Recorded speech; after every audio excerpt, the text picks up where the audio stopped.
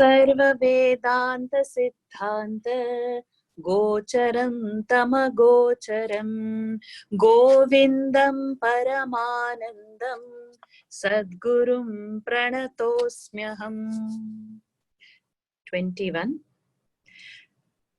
तद्वैराग्यं विहासाय दर्शनश्रवणादिभिः देहादि ब्रह्मपर्यन्ते यन्नित्ये भोगवस्तुनि विरज्य विषयव्रातात् दोषदृष्ट्या मुहुर्मुहुः स्वलक्ष्ये नियतावस्था मनसः शम उच्यते विषयेभ्यः परावर्त्य स्थापनं स्वस्वगोलके उभयेषामिन्द्रियाणां सदमः परिकीर्तितः बाह्यानालम्बनं वृत्तेः एषोपरतिरुत्तमा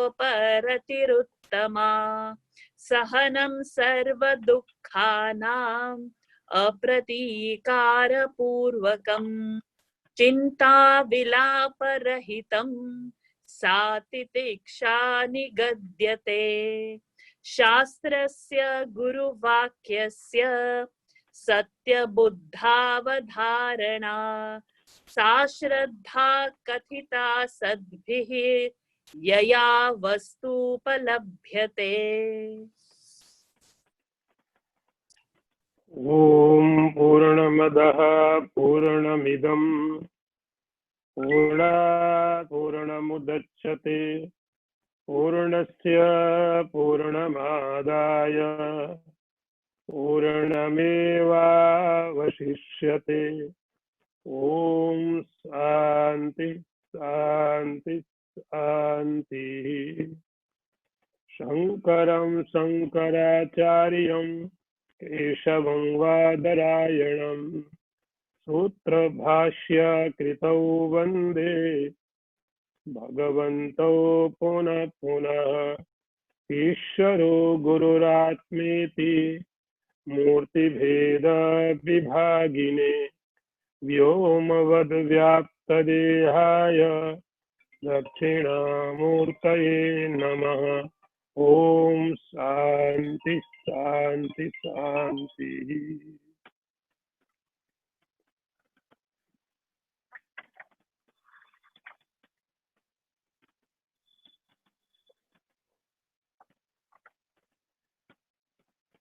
तीसवा नंबर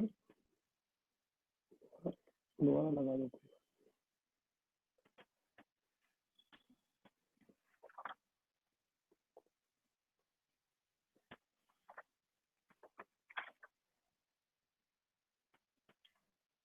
सोयम नित्यानित्य वस्तु विवेका समुदाहृतः तद्वैराग्यम जिहासाया दर्शन श्रवणादिभिः ब्रह्मा देहादि ब्रह्म पर्यन्ते ही अनित्ये भोग वस्तुनि। इसका अर्थ देखें।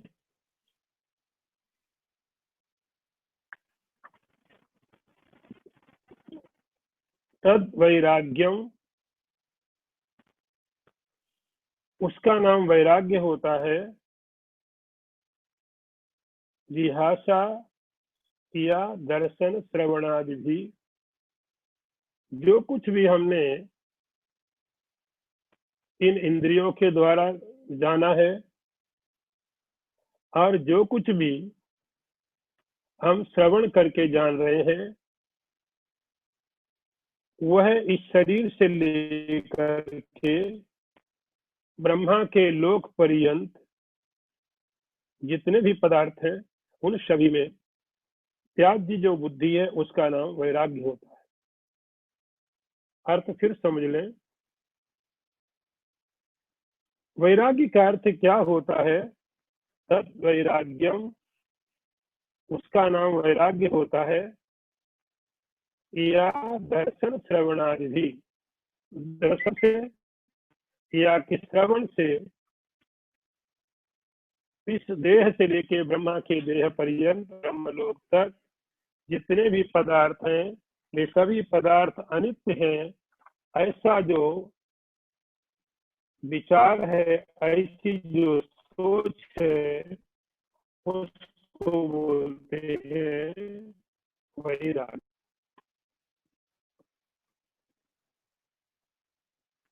जब हम साधनों की बात करते हैं, षट संपत्ति के पहले विवेक और वैराग्य। शंकराचार्य जी कहते हैं वैराग्य क्या है। हम दो तरह से पदार्थों को अपने अनुभव में लाया करते हैं। एक तो पदार्थ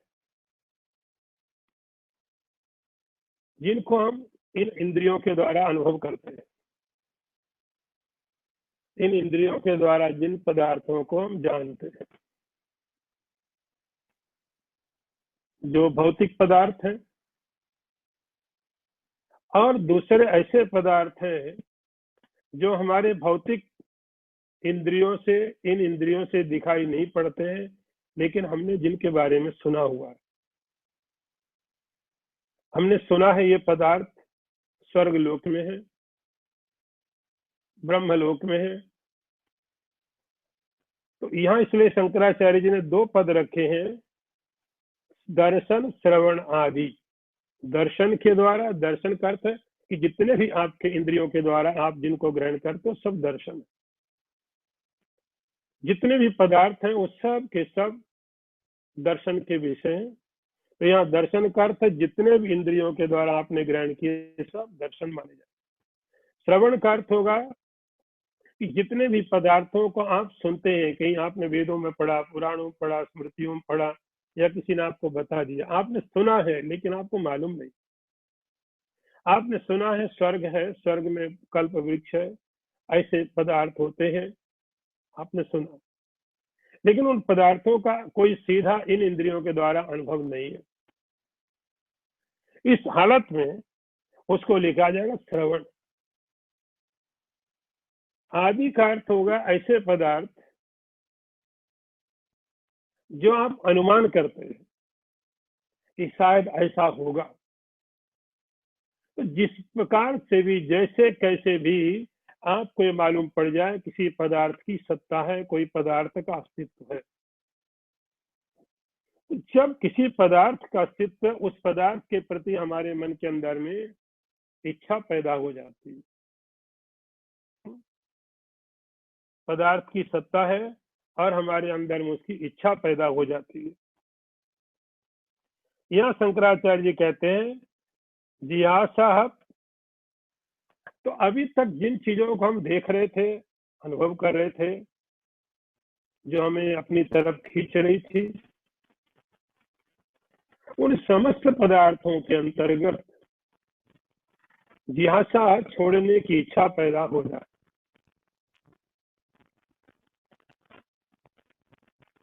हमारे अंदर में पदार्थों को लेकर के तीन प्रकार से विचार रहते हैं।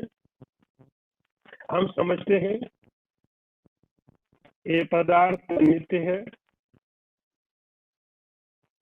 ये है, सद है, ये है और नित्य है। तीसरी बात, ये सुख देने वाला है। तो पदार्थों के प्रति हमारे मन में तीन प्रकार से विचार रहा करते हैं, जो हमें, हमारे मन को उन पदार्थों के साथ में लगाते हैं। पहला होता कि पदार्थ है, सत्य। दूसरा होता है ये पदार्थ हमेशा रहने वाला है। तीसरा होता है इस पदार्थ के द्वारा हमें सुख की प्राप्ति होगी। तो के पीछे जो आपने साधन पढ़ा जिसका नाम था विवेक, विवेक आपको बताएगा कि जिन पदार्थों की सत्ता हम मान रहे हैं, इन पदार्थों के बारे में आपकी जो तीन कल्पनाएं हैं, तीन आपकी जो सोच है, वो तीनों गलत है। ये पदार्थ सत्य है, और नहीं ये पदार्थ नित्य, और नहीं ये पदार्थ आपको सुख देने वाला है।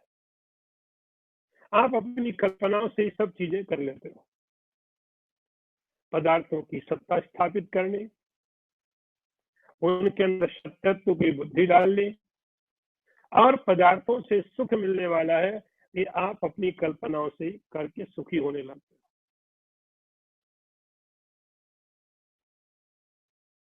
ये तीन प्रकार की जो विचार है, तीन प्रकार के जो विचार है, जो भाव है, जिन भावों के कारण उन पदार्थों के प्रति आकर्षण पैदा होता है।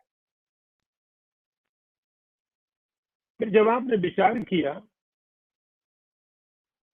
विचार करने आपको ये बात मालूम पड़ने लगी, ये जो पदार्थों के प्रति हमारा ऐसा सोचना था, ये नहीं है, ना तो सद है। आपने उसको ठीक से परखा। शास्त्र बोलता है आप उसको जान करके देखो, आप अपने लॉजिक लगाओ, आप अपनी तरफ से उसको देखो। तो आप जब पदार्थों को परीक्षण करने जाएंगे, उनको देखने जाएंगे, तो मालूम पड़ेगा ना सर है, न नित्य है, और नहीं ये सुख देने वाले।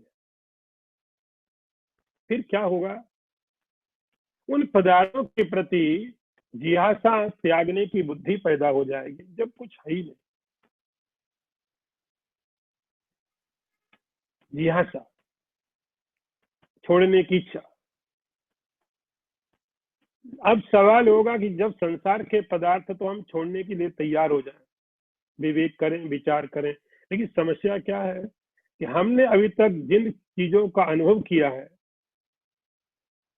हमें जिनका सत्यत्व मालूम है, शास्त्र कहता वही असत है।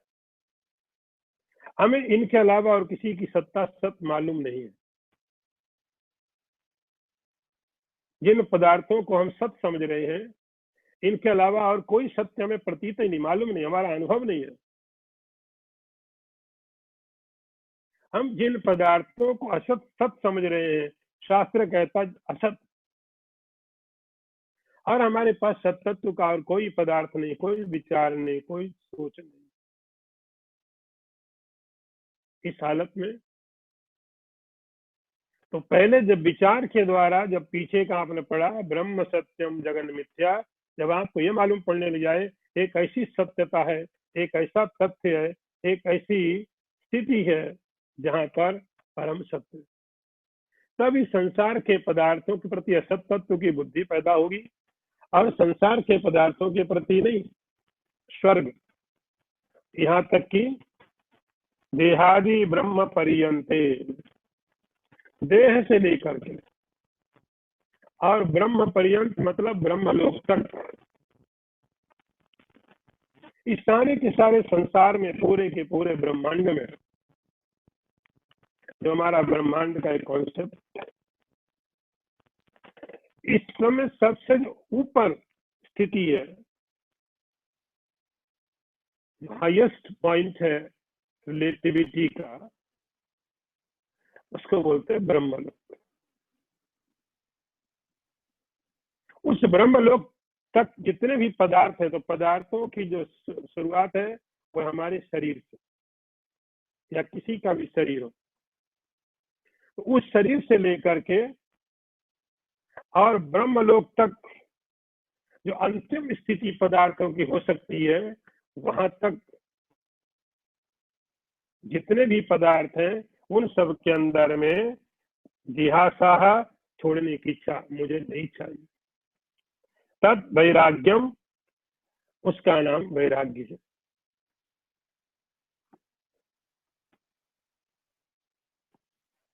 तद वैराग्यम जिज्ञासाया दर्शन श्रवणादि भी देहादि ब्रह्म पर्यंते अनित्य भोग वस्तुनि।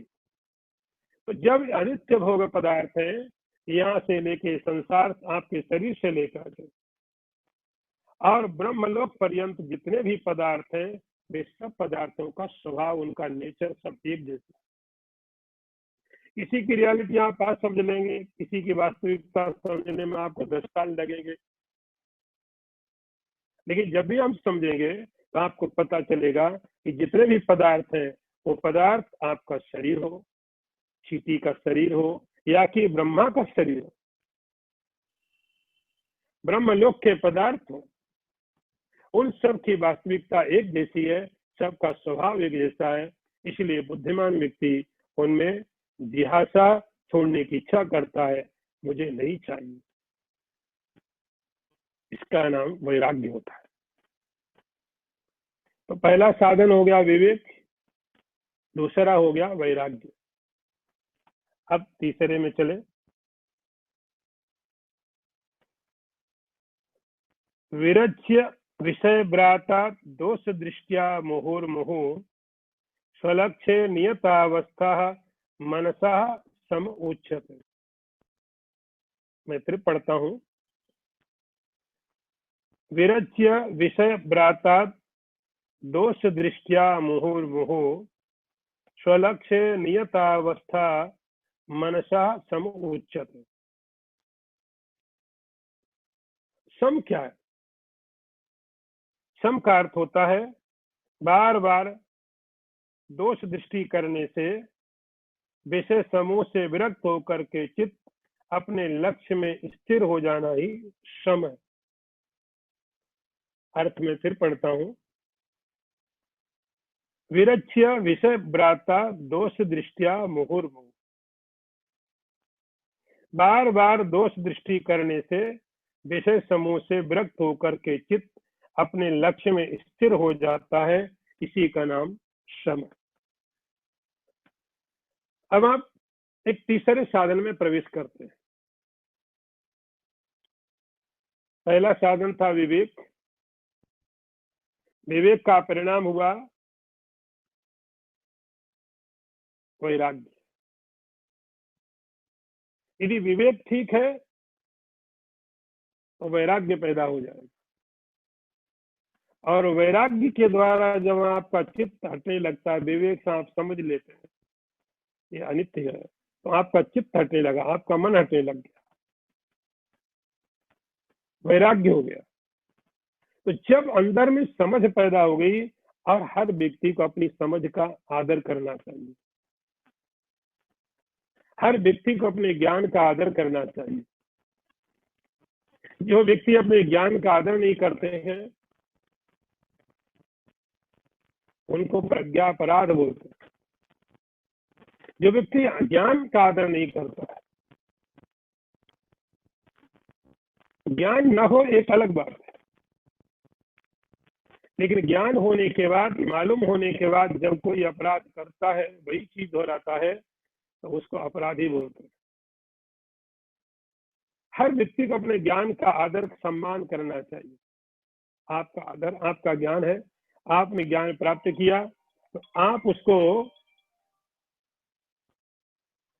उसको देखिए, सम्मान कीजिए, आप उसका आदर कीजिए। आपका जब ज्ञान कहता है ये पदार्थ अनित्य है, आप उन पदार्थों से हट जाइए। तद वैराग्यम, तो विवेक का परिणाम निकला वैराग्य। उसके बाद की जो प्रक्रिया शुरू हुई है, जिसको वेदांत में कहा जाता है सत संपत्ति। ये वेदांत की एक अलग सोच है, एक अलग तरीके से अप्रोच की है वेदांत में, कि कई बार व्यक्ति के अंदर में विवेक भी पैदा हो जाए, वैराग्य भी पैदा हो जाए, लेकिन ये विवेक और वैराग्य ज्यादा दिन टिकेंगे नहीं। ये विवेक और वैराग्य ज्यादा दिन नहीं टिक पाएंगे यदि इनको आगे नहीं बढ़ाया जाए। तो कई बार आप देखते हो व्यक्ति के जीवन में कोई दुर्घटना हो जाती है, और दुर्घटना के कारण उसको थोड़े समय के लिए वैराग्य पैदा हो जाता है, संसार में कुछ नहीं रखता, सब देख लिया। हर व्यक्ति के जीवन में से बहुत बार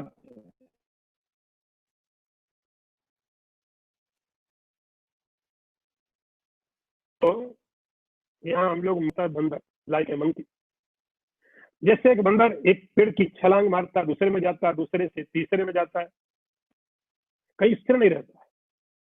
ऐसे ही मन में किसी घटना के कारण कोई वैराग्य पैदा हो गया, लेकिन वो स्थिर नहीं रहेगा। तो ये विवेक और वैराग्य अंतिम साधन नहीं है। इसलिए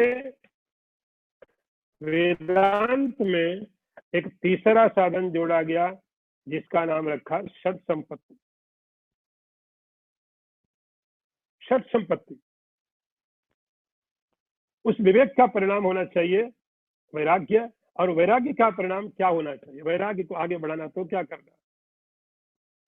वैराग्य को आगे बढ़ाना है, उसके लिए यहाँ पर षट संपत्ति बताई गई है।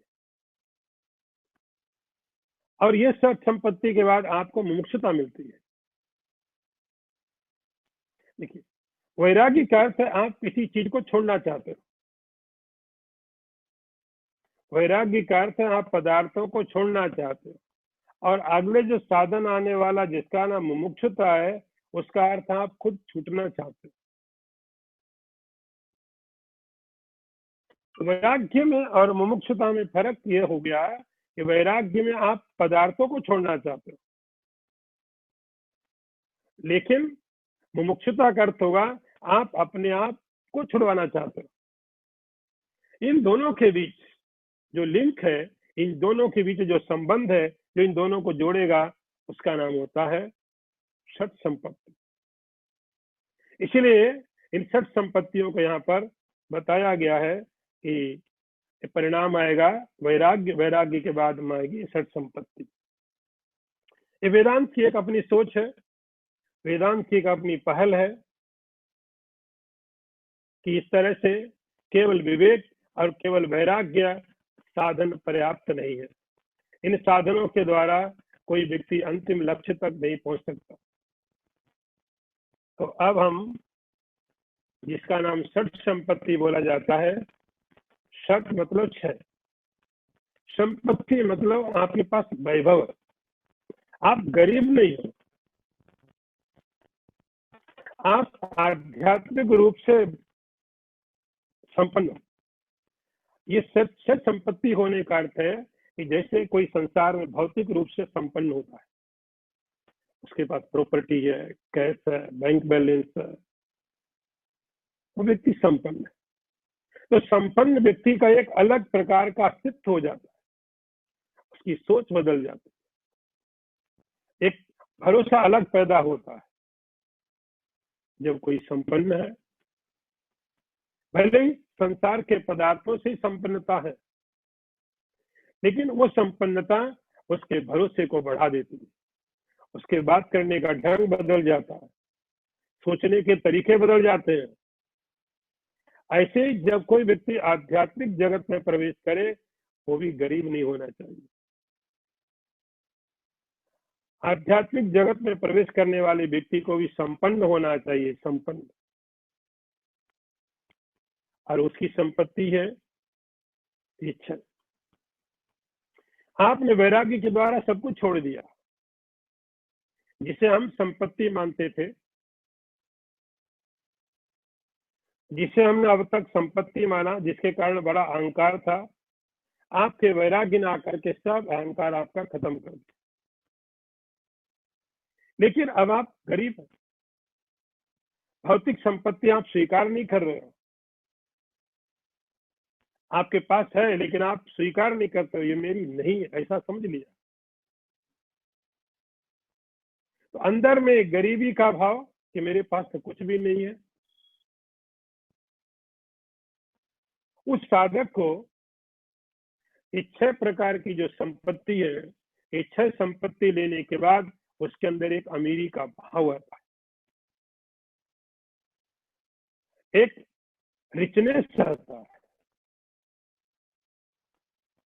6 प्रकार की संपत्तियां, 6 प्रकार के वैभव जब कोई अध्यात्म में लेके चलता है, तो उसको लगता है कि मैं एक संपन्न व्यक्ति, मैं गरीब नहीं। अपनी संपन्नता के कारण उसकी आध्यात्मिक सोच भी और ऊपर की स्तर की हो जाती है। इसीलिए केवल विवेक और केवल वैराग्य काफी नहीं है, उस व्यक्ति के अंदर, साधक के अंदर में संपन्नता आनी चाहिए, और संपन्नता इन 6 चीजों से आती है। वेदांत का ये अपना सोचना है, वेदांत का अपना अलग तरीका है। इन्हीं किन्हीं चीजों को अलग अलग पद्धतियों में अलग अलग तरीके से बताया जाता है, लेकिन वेदांत की जो सोच है, वेदांत का जो तरीका है, जो उसका पैटर्न है, वो बहुत अच्छा है। तो विवेक, वैराग्य, और विवेक वैराग्य के बाद अब हम षट संपत्ति में प्रवेश करते हैं। 6 प्रकार की संपत्ति, 6 प्रकार का वैभव, 6 प्रकार के आपके रिचनेस, आपके अंदर अमीरी का बोध होगा। वो पहला है सम।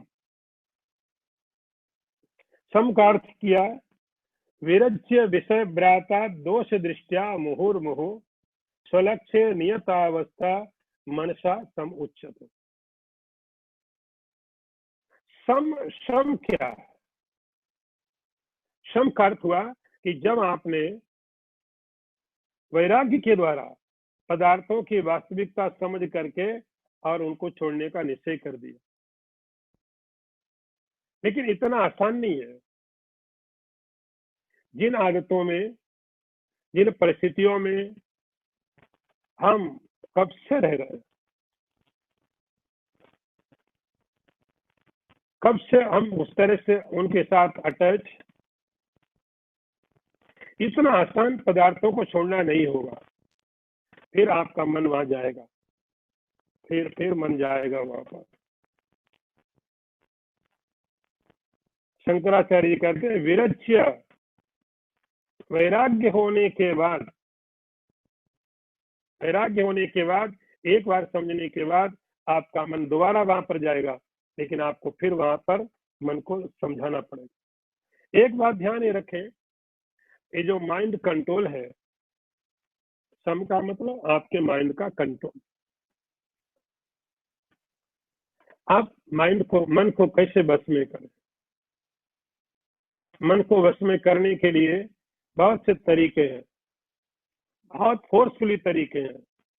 आप ऐसा करिए, ऐसा करिए, ये करिए, ये करिए, और बहुत से मेथड, बहुत सी विधियां आजकल बाजार में अवेलेबल है। लोगों ने आत्मा से ज्यादा मन के ऊपर काम किया है। मन को फोर्सफुली या कैसे भी मन को बस में करने की हमेशा तरीके समझाए जाते हैं। यहाँ पर शंकराचार्य जी कहते हैं आप मन के साथ वो फोर्सफुली वाला, जबरदस्ती वाला तरीका मत अपनाओ। क्या करना है? दोष दृष्टिया मुहुर्मुहु। जैसे ही मन किसी पदार्थ में जाता है, आप उस पदार्थ के जो दोष, उसकी जो बुराइयां हैं, वो मन को समझाओ। वेदांत में मन को नियंत्रित करने के लिए बल का प्रयोग नहीं है, ज्ञान का प्रयोग है। बार बार आपको मन को मुहुर्मुहु, कोई फोर्सफुली नहीं है, कोई प्रेशर नहीं है, क्योंकि आप जितना भी ताकत लगाओगे मन उससे दोगुनी ताकत से वापस आ जाता है, और ज्यादा प्रेशर में मन वापस आएगा। यहाँ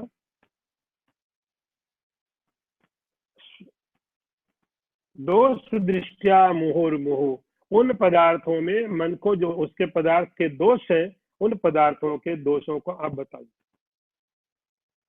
तो आपका जो ज्ञान है, जो आपने विवेक से, वैराग्य से मजबूत किया अपने ज्ञान को, वो ज्ञान आपको बार बार काम में लेते रहना पड़ेगा। बार बार मन को समझाना पड़ेगा, उन पदार्थों की वास्तविकता बतानी पड़ेगी। ये पदार्थ अनित्य है, ये पदार्थ सुखदायी नहीं है। जो आपने एक बार समझा है, एक बार समझ के नहीं होता है, उसको बार बार आपके मन को समझाने पड़ेगा। शंकराचार्य बोलते हैं दोष दृष्टिया मुहुर्मुहु, उन पदार्थों के अंदर जो दोष है, जिनके कारण हमको छोड़ना पड़ रहा है, बार बार उन पदार्थों पर आप दोष दृष्टि करेंगे स्वलक्ष्य नियतावस्था मनसा समुच्यते, तब ये मन जा करके अपनी स्थिति में स्थापित हो जाएगा। मन अपने आप में नियंत्रित होने लगेगा, मन अपने आप शांत होने लगेगा, और जब मन शांत होने लगेगा आप निश्चिंत नहीं हो सकते। पुरानी आदतों के कारण ये मन फिर निकलेगा, फिर पदार्थों में जाएगा, आपको फिर ये चीजें बार बार उसको बतानी पड़ेगी, इन पदार्थों में ये दोष है, इन पदार्थों में ये दोष है। समझने के बाद में भी ये चीजें आपको मन को बार बार बतानी पड़ेगी। स्वलक्ष्य नियतावस्था मनसा सम उच्यते, तो मन अपने लक्ष्य में, तो मन अंतिम जो लक्ष्य है वो ब्रह्म है, आत्मा है। अब ये मन अपनी गति ब्रह्म की तरफ को, आत्मा की तरफ को कर दे, उसमें स्थित हो जाए, शांत हो जाए। लेकिन बार बार इस मन को, यहाँ लिखा है, आपको चीजें प्रयोग करते रहने पड़ेंगे, बार बार उसको समझाना पड़ेगा। दोष दृष्टिया मुहुर्मुहु। अब अगला मंत्र देखिए,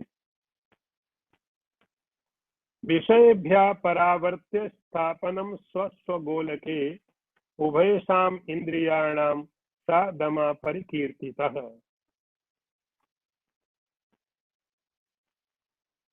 मैं फिर पढ़ता हूं एक बार, उभयसाम इंद्रियाणाम सा दमा परिकीर्तितः बाह्य अनालंबनम वृत्तिः तेषो उपरति उत्तमः। अर्थ देखिए, कर्मेंद्रिय और ज्ञानेंद्रिय दोनों को उनके विषयों से खींचकर अपने अपने गोलकों में स्थित करना, उसका नाम है दम। अर्थ फिर समझिए, कर्मेंद्रिय और ज्ञानेंद्रिय दोनों को उनके विषयों से खींचकर अपने अपने गोलकों में स्थित करना, उसका नाम है दम। तो पहला साधन हो गया सम। सम के अंदर आपने मन को कंट्रोल करने की, मन को नियंत्रण करने की प्रैक्टिस की। ये पढ़ के बंद नहीं करना, किताब पढ़ दी और बंद कर दिया। ये तो आपको एक फार्मूला दिया गया जीने के लिए, प्रैक्टिकल करने के लिए। ये तो आपको प्रैक्टिकल करने के लिए दिया गया है कि पहले आप विवेक करेंगे, फिर विचार करेंगे, वैराग्य हो जाएगा, उसके बाद अब आप मन को बस में करने जाइए। अब आपका मन सुनेगा, आपका समझ, और जब मन बस में हो जाएगा, आप मनोवैज्ञानिक प्रक्रिया देखो, यहाँ पर आप मनोवैज्ञानिक तरीका देखो। यहाँ पर जब मन आपके नियंत्रण होने लग जाएगा, तब ये जो बाहर की इंद्रियां, बाहर कर्म इंद्रिय और ज्ञान इंद्रिय, जो बाहर के पदार्थों के साथ में आपको जोड़ के रखती है।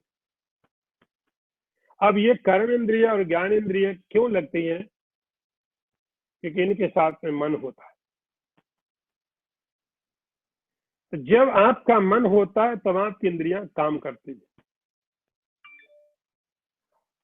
क्योंकि मन के द्वारा नियंत्रित होती है।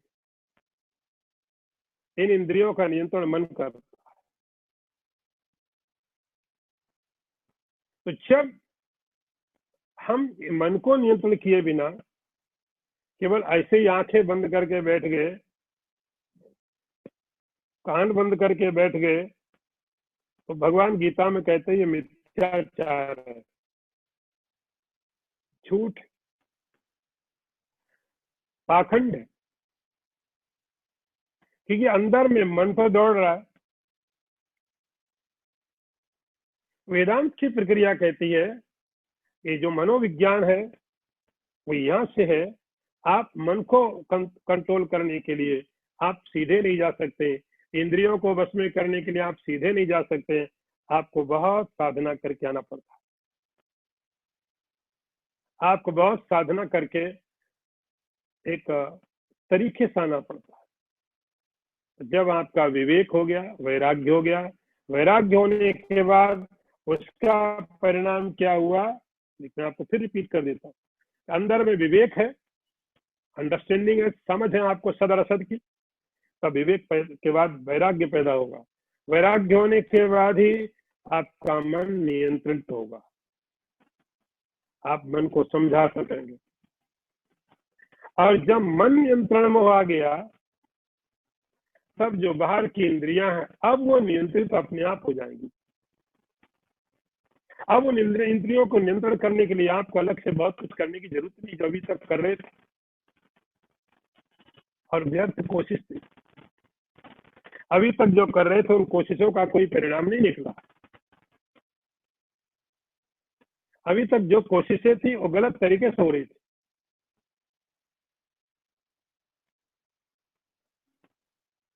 यहाँ पर बहुत ही मनोवैज्ञानिक तरीका लिया हुआ वेदांत में, आप अंदर से बाहर की तरफ आ रहे हैं। हम पहले कोशिश क्या करते थे, बाहर से अंदर की तरफ को जाने की कोशिश कर रहे थे। पहले इन इंद्रियों को बंद करो, आंखें बंद कर दो, मन बंद हो जाएगा, और आप परेशान हुए, कोई रिजल्ट निकला नहीं। इतनी कोशिश करने के बाद परिणाम जीरो। ये अंदर से बाहर की तरफ को कंट्रोलिंग है।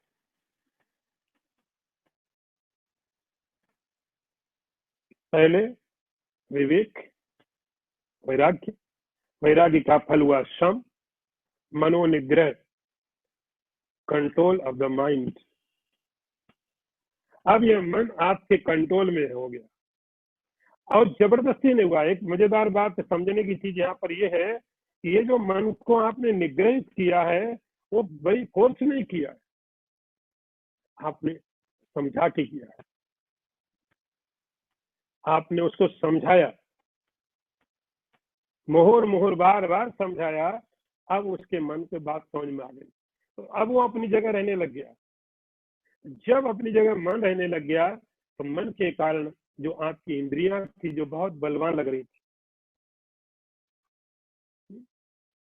इंद्रियों की शक्ति जिसके आगे हमारा कुछ चलता नहीं था, बलवान इंद्रिय ग्राम, इंद्रियों का जो समुदाय है इतना शक्तिशाली है कि बहुत बड़े बड़े विद्वानों को भी यह खींच ले जाती है। ऐसा लिखा शास्त्रों में, बलवान इंद्रिय ग्राम विद्वान अभी संकर्षति। इन इंद्रियों का समुदाय इतना जबरदस्त, इतना शक्तिशाली, इतना बलवान कि बहुत बहुत विद्वानों को भी ये खींच के ले जाती थी। लेकिन जब वेदांत का तरीका आपने देखा, इंद्रियों की ताकत क्या है, इंद्रियों को शक्ति मिलती कहां से? इंद्रियों को शक्ति मिलती आपके मन से। आपके अंदर जितनी ज्यादा इच्छा शक्ति होगी, जितना मन इनके ऊपर प्रेशर बनाएगा, ये इंद्रियां उतनी ज्यादा अंदर बाहर जाएगी। और इनका स्वभाव है बाहर जाने का, इनकी आदत है, इनके निर्माण में मिट्टी कुछ ऐसी डाली गई है ये बाहर की तरफ जाएंगे ही जाएंगे। ये तो उनका स्वभाव है, आप रोक नहीं सकते। लेकिन इनके अंदर जो ताकत आ रही थी, इनके अंदर जो ताकत आ रही थी, जो मन का प्रभाव आ रहा था, जब आपने उसको रोक दिया, जब मन का प्रभाव रुक गया, इंद्रियों की ताकत खत्म हो गई।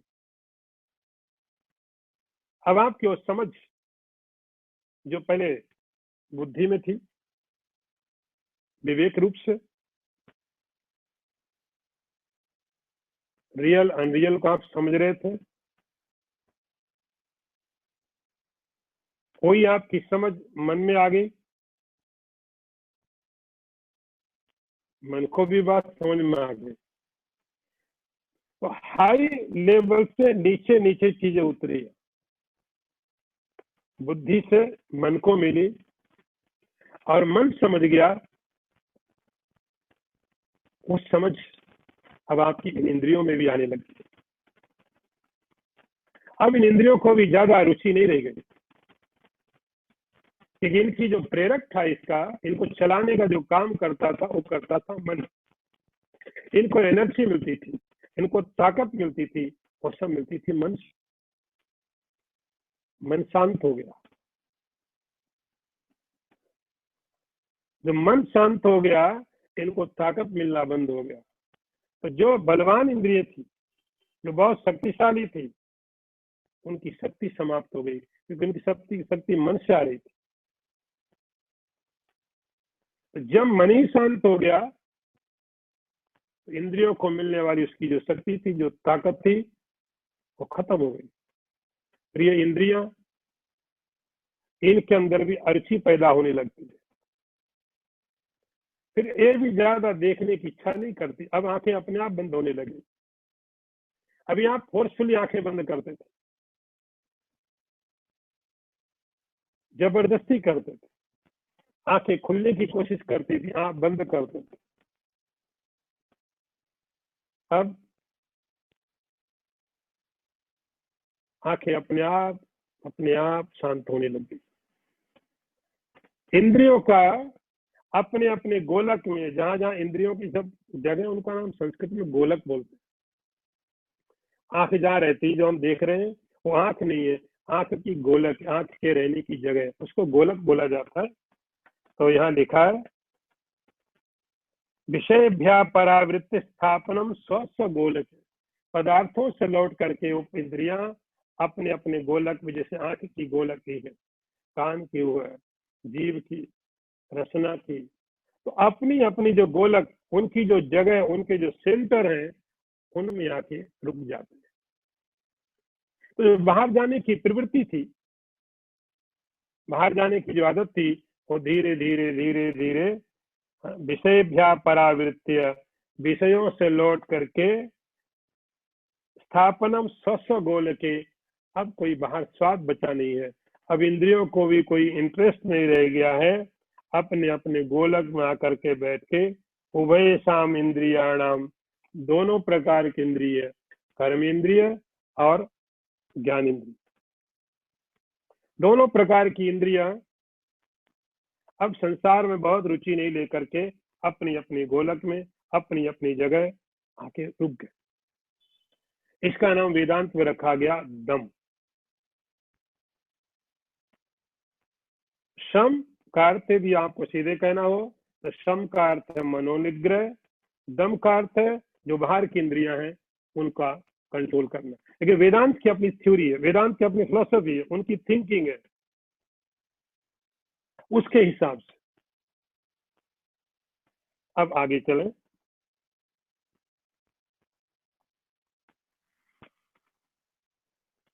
बाह्यालंबनम वृत्ते एसो उपरतिरुत्तमः। तीसरी संपत्ति, इन 6 संपत्तियों में जो तीसरे नंबर की संपत्ति है, उसका नाम है उपरति। अर्थ बताता हूं मैं इसका। वृत्ति का बाह्य पदार्थों का आश्रय न लेना उत्तम उपरति है। अर्थ फिर करता हूं, बाह्य अनालंबनम वृत्ते है, वृत्ति का बाह्य पदार्थों का सहारा न लेना ही उत्तम प्रकार की उपरति है। 2 साधन आपने समझ लिए, 6 साधनों में से सम दम हो गए। तीसरा साधन, इसका नाम है उपरति। उपरति क्या है? भाष्यकार ने लिखा, शंकराचार्य ने लिखा, वृत्ते, वृत्ति, वृत्ति मतलब थॉट, विचार। हमारे अंदर में किस प्रकार के विचार निरंतर चलते हैं? आप कभी अपने विचारों को थोड़ा ऑब्जर्व करो। आप किस पर सोचते हो? आपके विचार का विषय क्या है? किसके ऊपर में आप विचार करते हो? ऑब्जेक्ट क्या है? हाँ, तो हमेशा आपका विचार किस वृत्ते, वृत्ते माने विचार, थॉट, हमेशा आपका विचार का विषय क्या, किसके ऊपर विचार चलता है, किसके ऊपर। तो सामान्यतया, सामान्य रूप से हमारे विचार का विषय सब बाहर के पदार्थ होते हैं। आप किसी को प्रेम करते हो, किसी से घृणा करते हो, कोई शत्रु होगा, कोई मित्र होगा, कुछ भी भाव लेके चलते हो। भाव का ज्यादा मतलब यहाँ नहीं है कि किसी भी भाव से, किसी भी तरह से वहां पर गए, तो आपकी वृत्ति का, आपके विचार का, आपके थॉट का ऑब्जेक्ट क्या है। अभी आप ठीक से विचार देखोगे, अपने थॉट को ऑब्जर्व करोगे, अपने थॉट को आप देखोगे तो मालूम पड़ेगा हमेशा ही आप जब भी सोचते हो संसार के पदार्थों के बारे में ही सोचते हो। आपके सोचने का जो आश्रय है, आलंबन, आलंबन जिसके ऊपर सोचा जाए, वो हमेशा ही बाहर का पदार्थ। कभी आपने सोचा इन पदार्थों को हटा के आपका थॉट प्रोसेस इन बाह्य पदार्थों के बिना चले तो किस पर चलेगा। एक क्षण भी आपका विचार बाह्य पदार्थों को छोड़ करके कभी टिका नहीं, क्योंकि रुचि है वहां पर।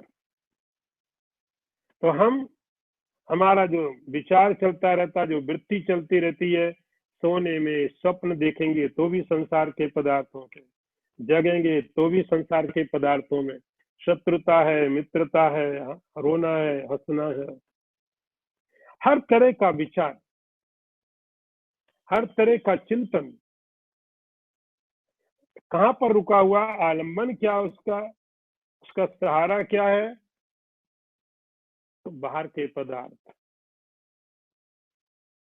उपरति का अर्थ होता है आपके विचार नहीं खत्म करने, लेकिन विचार का जो ऑब्जेक्ट है, जिसके ऊपर विचार कर रहे हैं, वो ऑब्जेक्ट थोड़ा चेंज करना है।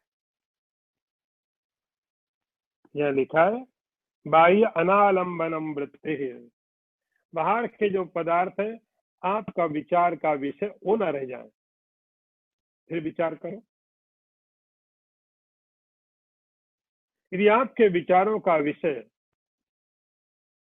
बाहर के पदार्थ नहीं होंगे और फिर भी विचार होगा तो किसका विचार होगा। बाह्य अनालंबनम, जो आलंबन था, जो आश्रय था, जिसके ऊपर विचार करते थे, अब क्या हुआ कि धीरे धीरे धीरे धीरे विवेक के कारण, वैराग्य के कारण, श्रम के कारण, दम के कारण आपकी जो वृत्तियां हैं, जो विचार है आपका, वो विचार भी अब बदलने लग गया। ये वेदांत की प्रक्रिया बहुत अद्भुत है, प्रैक्टिकल, साधना के लिए। अब विचार आपको बदलने की जरूरत नहीं, विचार अपने आप बदलेंगे। बाह्य अनालंबनम वृत्ते उपरति ऐसा उत्तमा, ये उत्तम प्रकार की उपरति है, ये श्रेष्ठ उपरति है। उपरति का अर्थ होता है कि अब आपको उसमें रुचि नहीं है, आप किसी तरह पीछा छुड़ाना चाहते हो, तो अब आपका जो थॉट प्रोसेस है वो भी बदल गया। अब आगे देखिए, सहनम सर्व दुखानाम अप्रतिकार पूर्वकम चिंता विलापरहितम सा तितिक्षा निगद्यते। मैं फिर मंत्र पढ़ता हूं, आप लोग उसको जरा ध्यान से देखिए। सहनम सर्व दुखानाम अप्रतिकार पूर्वकम चिंता विलापरहितम सा तितिक्षा निगद्यते।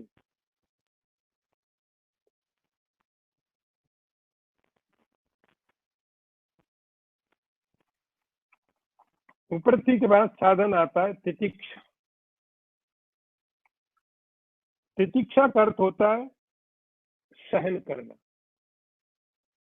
तो अर्थ देखिए, चिंता और शोक से रहित होकर बिना कोई प्रतिकार किए सब प्रकार के कष्टों को सहन करना तितिक्षा कहलाती है। अर्थ फिर कर देता हूं,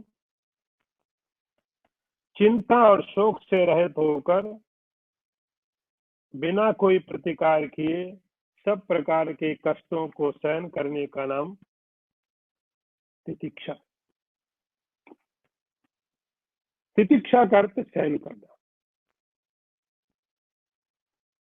सर्व दुखानाम, सब प्रकार के दुखों को, कि साधक को ये कुछ निर्देश दिए जाते हैं, कुछ इंस्ट्रक्शंस दिए जाते हैं साधकों को, किसी भी प्रकार का दुख आए उस दुख को सहना। इस शब्द को, इस अर्थ, इस प्रक्रिया को बहुत गलत तरीके से समझ लिया गया। काफी गलत तरीके से समझा गया है साधकों के द्वारा। कुछ जो अपनी इच्छा से करने लगते, उन्होंने वो समझते किसी भी तरह से दुख को बर्दाश्त करो। कोई भी दुख आए, सर्दी है तो कपड़े मत पहनो, क्योंकि हमें तो बोला तितिक्षा करने को। भूख लग रही, भोजन मत करो, हमें बोला गया सहन करने के लिए। सहन करना एक साधना। सर्दी पड़ रही, कपड़े मत पहनो, गर्मी पड़ रही, जाके धूप में बैठो। तो अपने आप को कष्ट देने की जो प्रक्रिया, वो तितिक्षा नहीं है। अपने आप को टॉर्चर करने का जो तरीका, उसको तितिक्षा नहीं बोला जाता।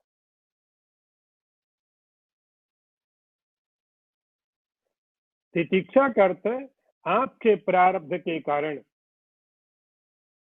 पिछले जन्मों के प्रारब्ध के कारण जीवन में जो भी दुख आ रहे, सहनम सर्व दुखानाम अप्रतिकार पूर्वक। यहाँ हमने समझा कि आपके जीवन में कोई दुख है, कोई आपको मार रहा है, तो आप बोले एक थप्पड़ और मार दो, क्योंकि हमें तो बोला तितिक्षा करने के लिए। हम प्रतिकार नहीं करेंगे, हम रिएक्ट नहीं करेंगे। यहाँ तितिक्षा का अर्थ होता है आपके जीवन में जो भी दुख आ रहे हैं, जो भी दुख आ रहे हैं, अब पिछले जन्मों के कारण जो भी दुख आ रहे हैं, उनकी प्रतिक्रिया, दुखों का अनुभव, दुखों का एक्सपीरियंस कहां पर होता है? मन के अंदर होता है। दुखों का अनुभव मन के अंदर होता है।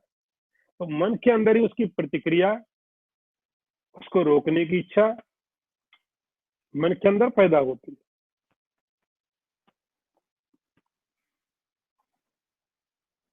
चिंता विलाप रहितम। अब जब अंदर में कोई दुख आया, वो साधक जिसको तितिक्षा का निर्देश दिया गया है, वह उसको इस प्रकार नहीं बर्दाश्त करता है कि मैं इसका बाद में कोई बदला लूंगा, या मैं बहुत दुखी हूं, मैं बहुत दुखी हूं, ऐसे उसकी कोई सोच नहीं है। और उसको प्रतिक्रिया करते कि जब आप किसी चीज को रिएक्ट करते हैं, प्रतिक्रिया देते हैं, तो और कंटिन्यू हो जाती है। आप प्रतिक्रिया देंगे, एक और एक्शन जुड़ जाएगा, एक और कर्म जुड़ जाएगा, और उस कर्म के कारण और आगे बढ़ जाएगा। और वो साधक चाहता है कि प्रक्रिया में बंद करो। बंद करने के लिए उसको चिंता विलाप रहितम, जो प्रारब्ध से मिला है, वो प्रारब्ध के कारण उसको वही समाप्त हो जाना चाहिए। तो वो मानसिक रूप से शरीर के ऊपर कष्ट देने के मतलब नहीं। ऐसा नहीं कि आप अपने शरीर को खराब कर लें, कि किसी तरह से कष्ट उठा करके शरीर को खत्म करने की इसमें कोई स्थिति नहीं बताई गई। और आज का अंतिम मंत्र भी, शास्त्रस्य गुरुवाक्यस्य सत्य बुद्ध्यवधारणम शास्त्रद्धा कथिता सद्धि या वस्तुपलभ्यते। अर्थ देखिए, शास्त्र और गुरु के वाक्यों में सतत्व बुद्धि करना, इसी को सज्जनों ने श्रद्धा कहा है, जिससे वस्तु की प्राप्ति होती। श्रद्धा पांचवी जो चीज है, सम, दम, उपरति, तितिक्षा, अब श्रद्धा। अब इस प्रक्रिया में जो साधना है उसका नाम रखा श्रद्धा। ये सब प्रक्रिया चलेगी कैसे? तो श्रद्धा नाम की संपत्ति होना बहुत जरूरी है। श्रद्धा किसके ऊपर में? श्रद्धा का अर्थ है कि कहीं भी श्रद्धा करने के लिए आध्यात्म, आपको संसार में कुछ काम करना तो संसार के हिसाब से श्रद्धा कर लो, लेकिन आपको आध्यात्मिक यात्रा करनी है तो आपकी श्रद्धा भी एक ऐसी जगह होनी चाहिए जो अध्यात्म के उच्चतम शिखर की बात करता है। उसमें स्क्रिप्चर, वेद, उपनिषद, शास्त्र और गुरु के वाक्य,